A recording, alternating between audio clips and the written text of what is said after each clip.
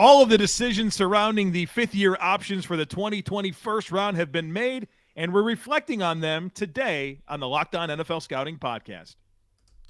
You are Locked On NFL Scouting with the Draft Dudes, your daily podcast for NFL and college football scouting. Part of the Locked On Podcast Network, your team every day. What's better than this? It's guys being dudes here on the Locked On NFL Scouting Podcast. We're the Draft Dudes. I'm Joe Marino from Locked On Bills. He's Kyle Crabbs from Locked On Dolphins. That is a cat behind Kyle. I think his name is Bo there, also one of the co-hosts on the podcast today. And we are your NFL experts here with you daily to talk team building across the league on the Locked On NFL Scouting Podcast with the Draft Dudes. We're part of the Locked On Podcast Network, your team every day. We'd like to thank you for making Locked On NFL Scouting your first listen every day, and a big welcome to our everydayers. You know who you are. Those of you who never miss a single show, we appreciate y'all being here very, very much. Where do you see a cat right now? There's a cat on the chair behind you. Oh, you know what? What do you mean you don't see the cat? You see a wider frame than the production. Oh, okay. So the people won't see this cat. The people do not see a cat. No, I'll so tell I'm you, looking around like, where's the other cat that you saw in the background? Because no one's going to see the one that you're talking about on the chair. Well, everybody should know that there's a cat that is... That's actually my wife's cat, Mittens. Oh, it's Mittens. Sorry. That's Mittens, yep. Came in at the vet yesterday at a balmy 17.6 pounds. Well, I've known you since 2013, and I feel like we've been talking about Mittens' weight for about that long. So, it's how are we a doing? Lifelong struggle. Born with some bad genes. Tremendous. I brought up a cat for no reason, and now we're talking about its weight. Here we go. Talking about its weight for the first 2 minutes of the show. But, Joe, happy, what is it? It's the first hump day of May to you, I guess. Thank you. Yes. Go with a bit. I was thinking, like, can we do the Star Wars thing? But it's like May the 4th be with you tomorrow. That's tomorrow, yeah. Yeah, so we'll do that tomorrow. Spoiler alert. Cinco de Mayo. When we do the NFC for team building life cycles. Yeah. But now, part of the team building strategy is fifth-year options for rookie contracts. And, of course, with the new collective bargaining agreement that was set in place, the fifth-year options are now fully guaranteed contracts. And they are effectively one-year fully guaranteed extensions that are tiered based on a number of player accolades and playing time. And it leads to these strategic decisions that teams have to make in regards to whether or not to exercise those options. And Joe, this was not a good showing for fifth-year option teams, which is very interesting, which is why we have our first two segments today are dedicated to the declined options and what went wrong. And then we'll acknowledge those members of the class who have personal circumstances that led to them not having a decision made, and also those who had their exercised option greenlit and are pushing forward with that fully guaranteed fifth year of their rookie contract. I really like the timing of this conversation because it comes right after the 2023 first round. And so everyone has this great promise for this first round pick that's going to come in and be a foundational piece of the roster. It's going to be a little sobering here. It is. It really is sobering. And I think getting into the why is a great way for us to attack this conversation, because what happened, right? All of these players, everybody had the warm fuzzies about after the 2020 draft, and fast forward 3 seasons, and that's no longer the case. And so I think diving into some of those circumstances of why they quote unquote failed, or maybe why there's still a chance that, look, they didn't get their fifth year option, but maybe there's an extension in line. Getting into those circumstances will give us the right perspective for the class of players that was just picked. So we're going to start with declined options, and we're going to start at the top. Is that fair?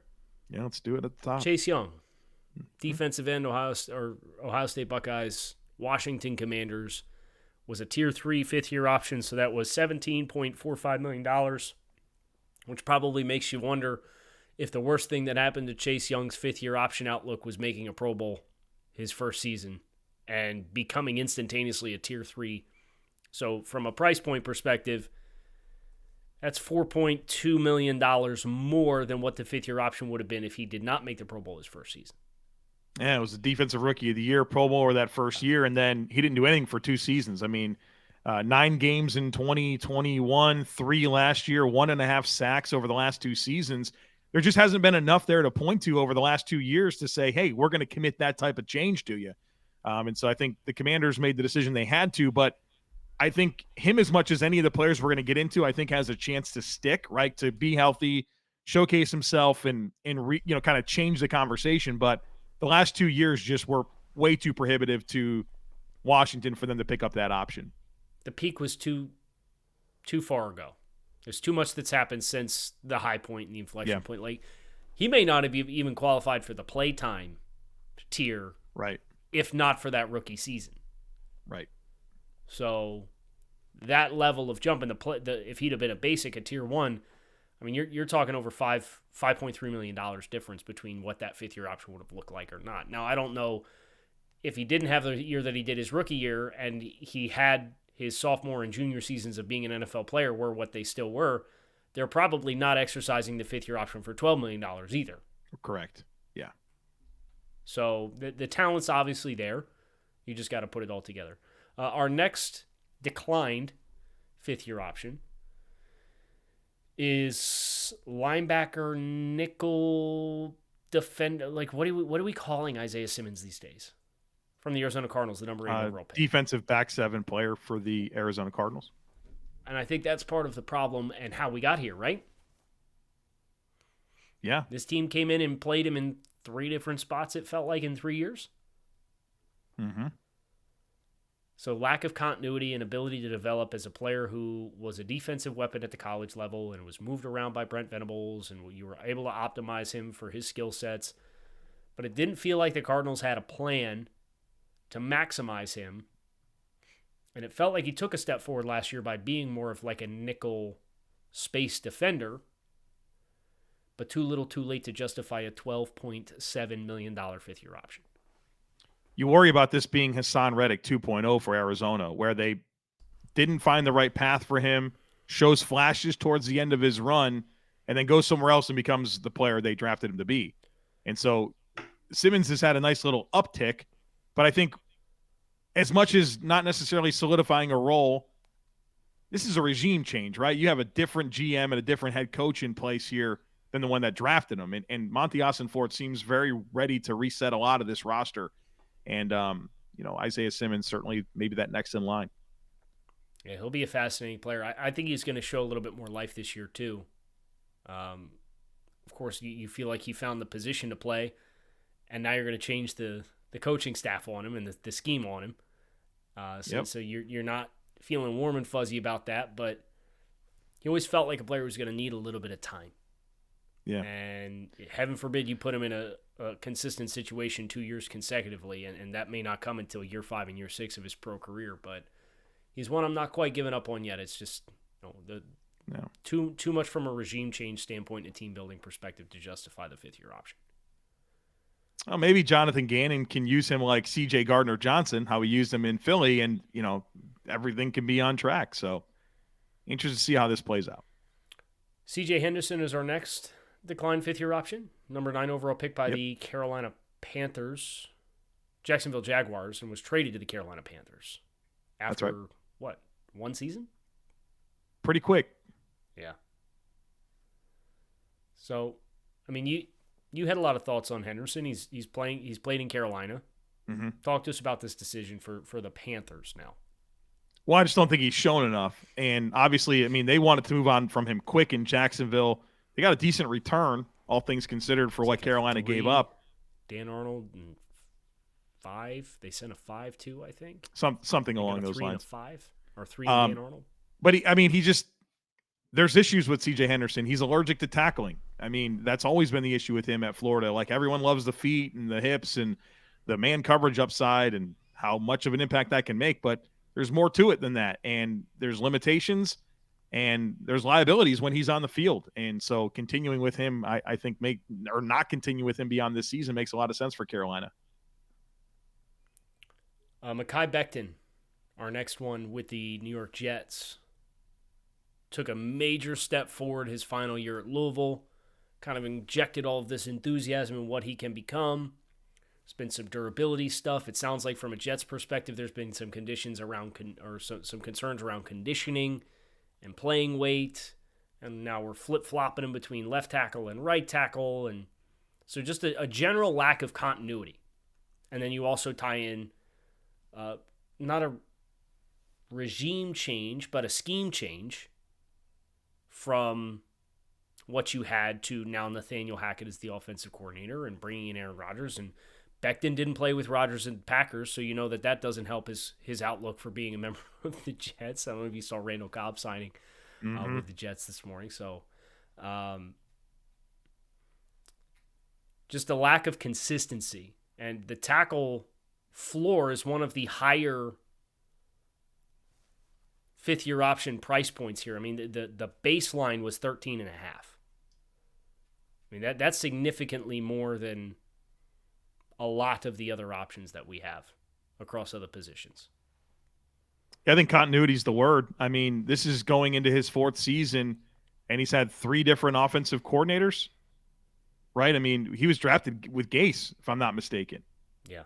And then 2 years with Hackett and Saleh, and now it's going to be, well, not Hackett and Saleh, with LaFleur and Saleh, and now it's Hackett and Saleh. So 3 different offensive coordinators that represent very different styles of play, and a guy that came in a little raw, kind of a late bloomer at Louisville. So weight issues, buy-in issues, a lot of questions there with Mekhi Becton. And look, what's interesting about his situation is they obviously didn't pick up the 5th-year option, but they're sort of counting on him, right? Right now. Right. I mean, the Dwayne Brown, Max Mitchell coming off of an injury, and Mekhi Becton. That's your situation at tackle. He's in line to start.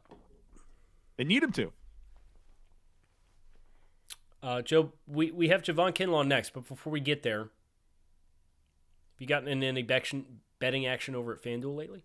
Yeah, you got to check it out. You can make a fast break to FanDuel during the NBA playoffs because right now new customers can get a no-sweat first bet up to $1,000. That's $1,000 back in bonus bets if your first bet doesn't win, and there's no better place to be in on all the playoff action than over at America's #1 sportsbook. And look, it's not just the NBA. The NHL playoffs are happening.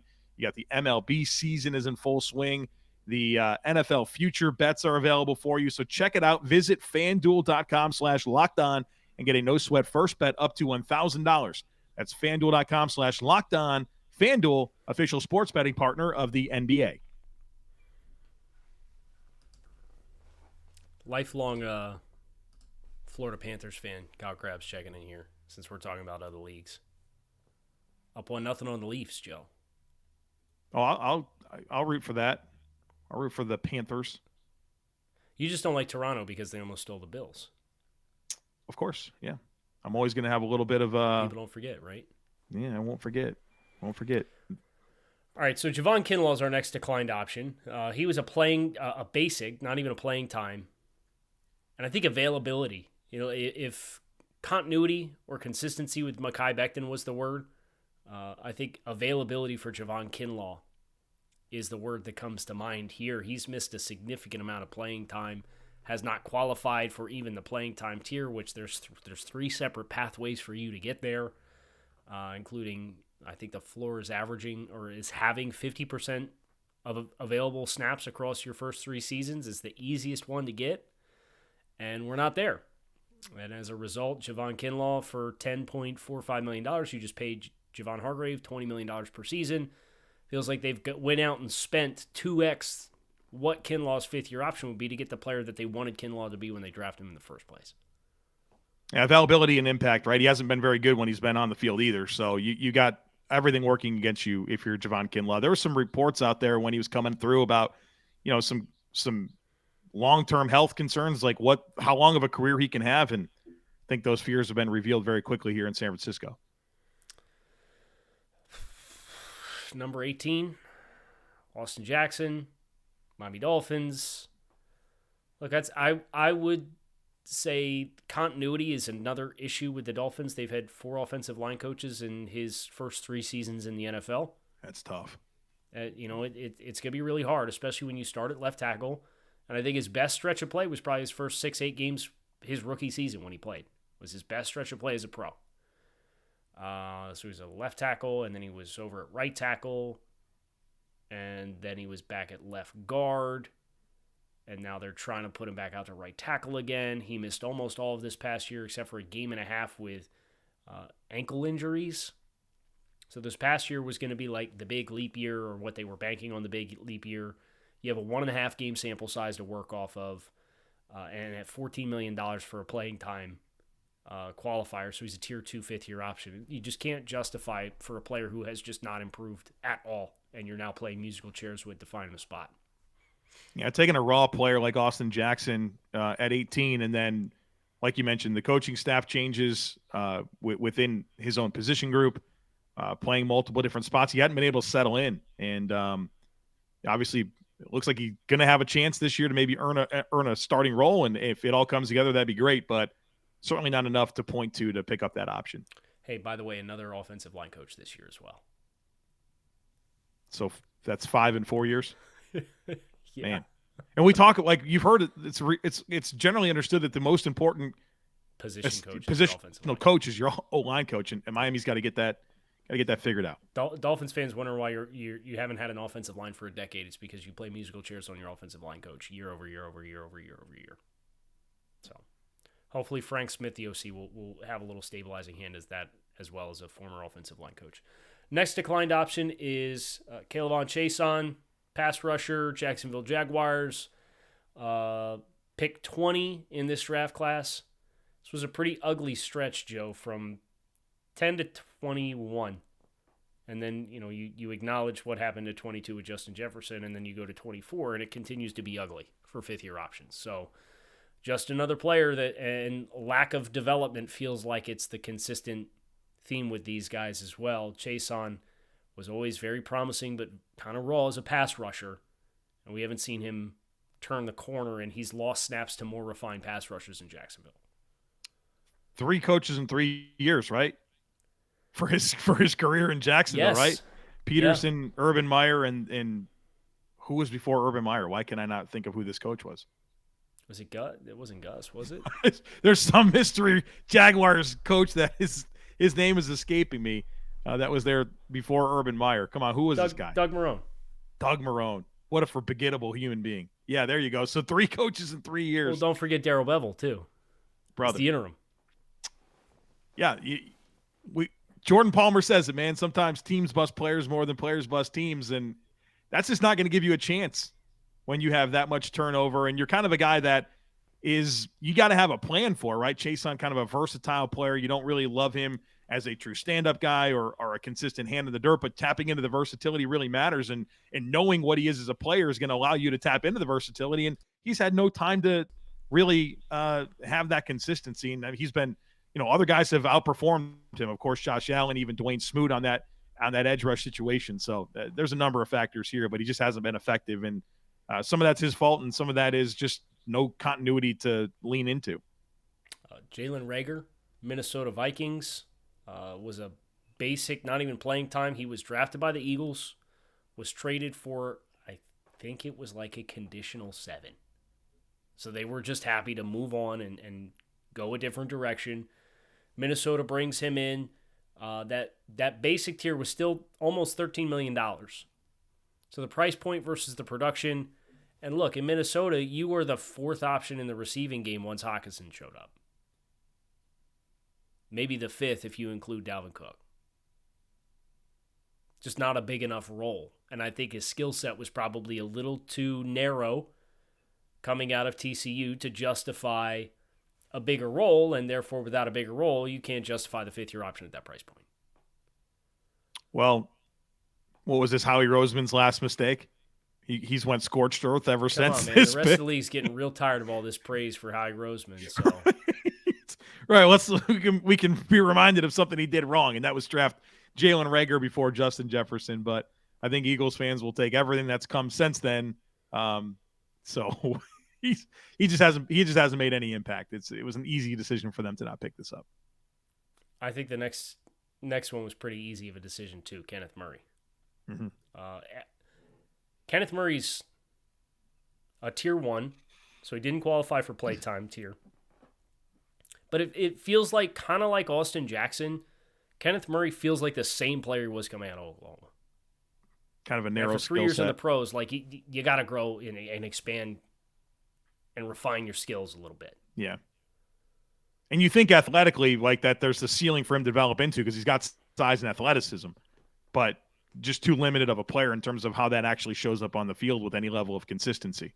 Yeah, I think just the vision and the processing speed on the second level has not compounded to allow him to be a more dynamic and impactful player.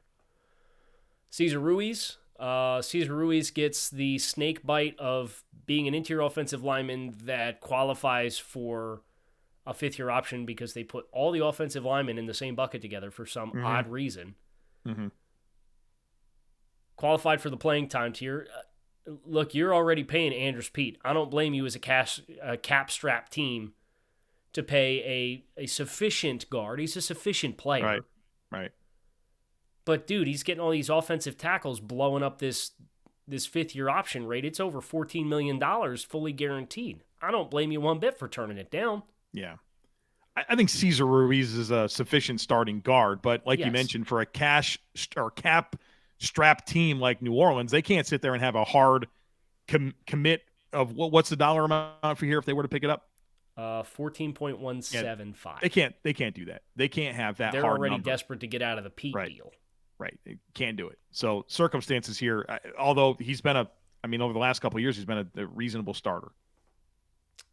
Jordan Love gets a contract extension, so he technically does not have a fifth-year option exercise, but got the one-year contract extension to raise the floor on what he could get a little bit. So our next declined option is linebacker Jordan Brooks. We have two linebackers in succession, actually, Jordan Brooks and Patrick Queen, both playing time qualifiers, so they're $12.7 million. They both had their fifth-year options declined. You a little bit more surprised with Brooks? I thought he had the last couple of seasons, I feel like he's really kind of turned it on and felt like he was an important piece of that defense, but this is probably the most surprising decline. Maybe it's the dollars. I'm not sure, but I thought he's kind of developed fairly well. Yeah, they kind of had a vision for him, right? And that role was a little unique, and they expected him to be good in coverage, and he was a slow starter, but as far as impact as a rookie, but certainly felt like he grew into his own, and the arrow was trending in the right direction. So maybe this is you want to keep the rest of the nucleus in place with the team. Maybe the linebacker position is the one that you feel is most easily transitioned. They just brought Bobby Wagner back. I don't know. Yeah, but, maybe there's a way that they can keep him, but with a lower cap hit next for that fifth year, right? Because he's an expiring contract now. Probably not an unrealistic. Right, I could see it. Like, do these linebackers? They have edge guys that are boosting them in the same way. So he's the Cesar Ruiz of defense in this class. That's a good way to put it. He is more of a victim of a bunch of edge rushers, rush linebackers blowing this up, where the top of the fourth tier guys are $21 million. Yeah. So I don't think this is bad news for Jordan Brooks. I think this is horrible process by defining these buckets to put some of these edge rushers that TJ Watt is impacting what Jordan Brooks' fifth-year contract is. Nuts, right? Yeah. You mentioned Patrick Queen. I feel like Patrick Queen and the Ravens, he played really well this past season, but when they traded for and paid Roquan Smith, they probably had to ask themselves, how much can we really have tied up in these off-ball linebackers, especially with being able to draft Trenton Simpson? There's probably a reset there, and I'm sure Patrick Queen's going to make a bunch of money if he has another good season. So then they turned around and drafted Trenton Simpson in the third round and have somebody in the pipeline that you hope that you can develop and get comfortable playing stack off-ball linebacker. Great. Noah Benogany, cornerback, Miami Dolphins. Dolphins have 3 first-round picks, come away with 2 declined fifth-year options, Austin Jackson, Noah Benogany. He's played about 700 snaps in 3 seasons. He's at Auburn, was formerly a wide receiver, transitioned to corner, played 2 years there in a very man-heavy scheme. Just kind of let his athleticism really take over. I think football instincts have not been a strength. But the Dolphins were down to playing they had 4 healthy corners on the roster, and they're you didn't know if Noah was going to dress on game day or not with 4 healthy corners on the roster. So instinctually, and now that they have brought in the scheme change and Vic Fangio's running this defense where these corners, it's a lot more quarters, playing from depth in zone, I just don't think the instincts or feel for the position is right. And obviously at $11.5 million for a fifth-year option for a player who's played 700 snaps in 3 seasons, you're never going to justify it. Yeah, this is an obvious one, right? Hasn't developed, hasn't found a role. Yeah. This was the Xavier Howard hedge when Flores first got there. Because Howard was injured. They gave him the contract. He was injured in 2019, missed half the year, got in trouble with a domestic dispute that February. They signed Byron Jones, and then they drafted Noah. And Howard righted the ship. He's largely stayed healthy and been available since. And he just got stagnant as a player and never got a chance to get the reps. One more. Doesn't justify the pick, though. Clyde Edwards-Helaire, last one. Lost his job to a 7th-round pick in Isaiah Pacheco. It was always weird that he was RB1. He was a fun player at LSU, great teammate. You love the pass-catching ability, but, like, small and slow is not really a good combination in the NFL, right? I mean, like on a good day, runs a 40-yard dash on a 38-yard field as a 4.55, right? Like that's on a good day. That's what he runs. It's right. Shout out Joe Burrow, right? Shout out Joe Burrow. Because that LSU offense made him a lot of money. Yep. And it says quite a bit that basic fifth-year option was less than $5.5 million at the running back position and still got declined. He'll be somewhere else in 2024. And he'll sign for less than $5.5 million, I'm sure. Correct. Yep, guarantee. I bet he signs a 1-year, $2 million deal somewhere. Something just like that. All right, well, there's some players, 12 players that were picked up and some guys that didn't have the option to be picked up. We're going to dig into that right after a quick break. Okay, Joe. So our exercised options, we had 12. Then we also had 5 players who were not in a position to have a fifth-year option exercise. Those were Jeff Okudah. Jeff Okudah was traded from the Lions to the Falcons a few weeks ago. And part of the terms of that deal was Detroit ate some of the money. Mm-hmm. And as a result, that nullified the fifth-year option. So there's no fifth-year option available there. Henry Ruggs, with the Raiders at 12, was released following his involvement in a fatal car accident in Las Vegas ahead of the 2022 season. So that was about a year ago. Damon Arnett, currently a free agent. He was picked 19 over by the Raiders. That's right, yeah. As well. Isaiah Wilson with the Titans at 29. He lasted 1 season in Tennessee. It was a train wreck, was traded for a conditional 7 to the Dolphins after his rookie season and did not show up to his physical. And then the last one was Jeff Gladney, who passed away as a result of a fatal car accident. It was also about a year ago, I believe. Yeah. Which is crazy how fast time flies. But those 5 players with their own individual circumstances, of course, bigger things at play than football. Yeah. For all of them. We had 12 that were picked up. Joe Burrow with the Bengals, Andrew Thomas with the Giants, Tua Tagovailoa with the Dolphins, number 6 overall, Justin Herbert with the Chargers, Derek Brown with the Panthers, Jedrick Wills with the Browns. So in the top 10, you have 1, 2, 3, 4, 5, 6 of them were picked up. Number 13, Tristan Wirfs with the Bucks, 15, Jerry Jeudy with the Broncos, 16, A.J. Terrell with the Falcons, 17, CeeDee Lamb with the Cowboys, 22, Justin Jefferson, Vikings. I bet they had to really think about that one. And 25, Brandon Ayuk with the 49ers. So those are the 12 players that were picked up, Kyle. Cow. Some of these are really obvious, right? Joe Burrow, Justin Jefferson. Like, is there anything to talk about? Andrew Thomas. What here stands out to you maybe that is a surprise to you that a team did pick up that fifth-year option and committed to that hard cap figure for that 5th year? Jedrick Wills is a little surprising. He's been okay. I think he hasn't been the player that we thought that he was going to be when he came out of Alabama. He was really good right tackle, got drafted by the Browns. They moved him to left tackle. So 14.17 with all of the other big money contracts that the Browns have wrapped up. And they just re-upped Conklin and Bitonio and Wyatt Teller. A little surprising. Pochik, too, they paid him. Yeah. So a little surprising that they would make that hard commit to 2024 for another offensive lineman. I think that's probably the one that pops the most to me as a surprise. And he's been average, right? And so I get it. I think that one he's been average on top of the abundance of quality starters that they have on market deals. I think that's a fair one to bring up. I mean, maybe he puts it all together this year. I mean, certainly a talented guy. What about Jerry Jeudy with the Broncos, Kyle? It feels like for 3 years or 2 years we've talked about Jerry Jeudy as a trade candidate, and then he doesn't get traded. They pick up this 5th-year option. Has that just been more about the fact that they have Cortland Sutton and they wound up paying Tim Patrick, or like overrating KJ Hamler and his possibilities in this offense? I feel like Jerry Jeudy's like developed into a good player that the Broncos should want to keep and can continue incorporating him as an important part of their offense. But it's sometimes what teams actually do tells you a whole lot more than what we like to stir up sometimes in the football community. Well, I think it doesn't hurt that the wide receiver market has exploded in the way that it has, and Judy's only a tier 1 option. He didn't qualify even for tier 2, so he's less than $13 million on that 5th-year option. That's less than 50% of top of market in today's NFL. Yep.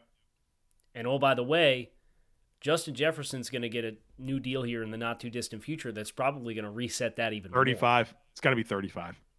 And then you're going to have Jamar Chase, Jalen Waddle up for contract extensions in the following year. Are you nervous about where this wide receiver market is trending? Like, it's at some point, it's just like, well, nobody's going to get paid. They're just going to keep drafting and resetting because that's so much money. So I think I'll be interested in how cyclical it becomes, because I know we did this with, was it defensive tackles? We did it with a couple weeks ago on the show. And it was like, okay, like here's a block of contracts that were signed in a 12-month window. And then the 36 months that came and went, almost all the other contracts filled in the gap from the old top of market and the new top of market. And all those contracts came in between. So if Justin Jefferson gets 35, now you have 35, you have Tyreek Hill with 30. That's a $5 million gap for still top of market players for everyone to fall into. If Jamar Chase gets banged up and misses another month like he did last year again this year, are they going to give him 36? Will he accept 33? If Jalen Waddle continues to be the second option, the 1B in the Dolphins passing offense and not getting 180 targets a year like Tyreek Hill, will he sign for 31? Or will he want 36 because it's top of market? Like it has to fill in the blanks at some point. Maybe that's why you're seeing these tight ends, man. That Darren Waller is your highest paid tight end in the NFL, 17 million average. He's the 19th highest paid wide receiver in the league. Kelsey at 14.2. He's like the 24th highest paid receiver in the league. Yep. Kelsey. How about in the back 8, Ayuk is the only option exercised. Wow.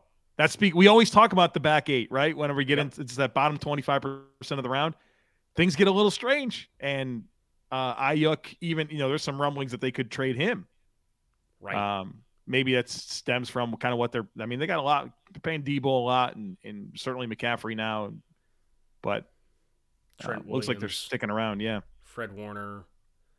They just signed Kittle. Hargrave, Kittle. Armstead. Bosa's going to get crazy. Bosa. They get a lot of contracts to pay. So somebody's going to have to be on the block. And it might be Ayuk at the expense of, market for this guy's probably, what do you think, 25? Brandon? Ayuk's new deal. Yeah. Ayuk's new contract is,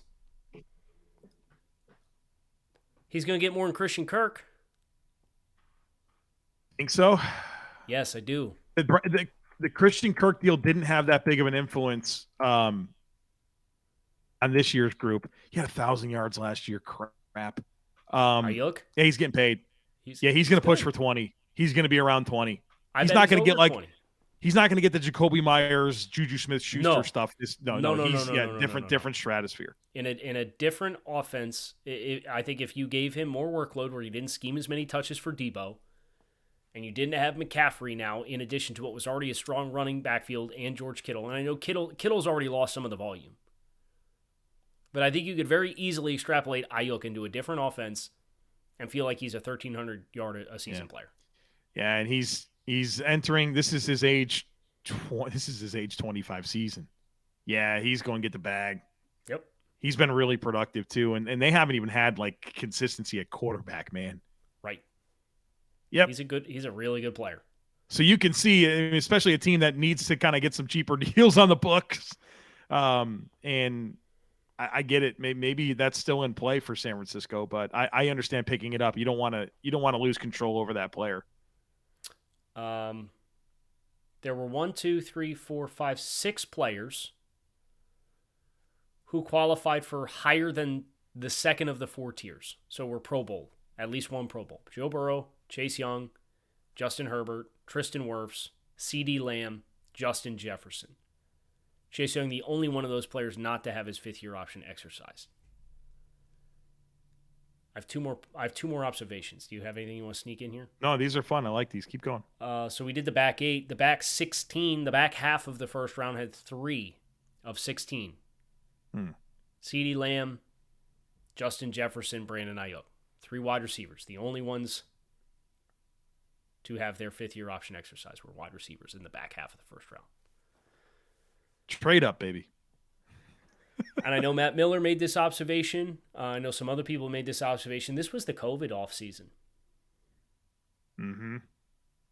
And I can't help but remember some of the narrative around that draft was when it came to draft time, and the discussion was kind of, is all this pre-draft process stuff even useful?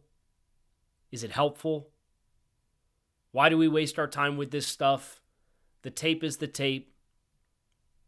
You should be able to evaluate. Teams just evaluated players based off the tape and limited access, and should have an opportunity to make good decisions and draft players. But how many guys got their 5th-year option picked up out of this group? Proof's in the pudding here, man. 12?